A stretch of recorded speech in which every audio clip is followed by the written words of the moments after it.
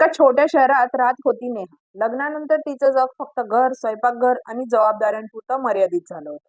तिच्याकडे वेळ होता, स्वप्न होते, पण आत्मविश्वास नव्हता.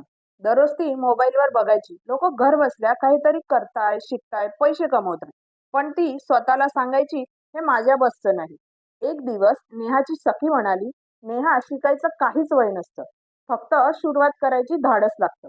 त्या एका वाक्याने नेहाच्या मनात काहीतरी बदललं. तिने ठरवलं, मी काहीतरी स्वतःसाठी करणार.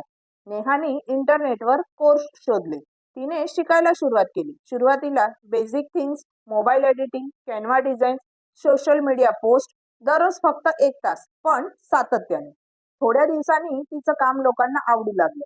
मैत्रिणींनी विचारलं, हे तू कुठे शिकलीस? ती हसली आणि म्हणाली, घरीच, पण मन लावून.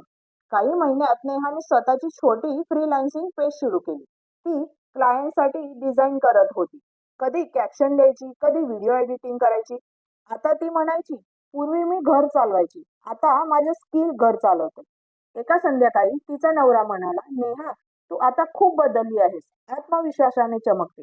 नेहा शांतपणे म्हणाली, कारण मी आता फक्त स्वयंपाक नाही करत, मी स्वतःचं भविष्य तयार करते. ताई, घर बसल्या असणं म्हणजे थांबणं नाही, ते तुझ्या नव्या प्रवासाची सुरुवात असू शकते.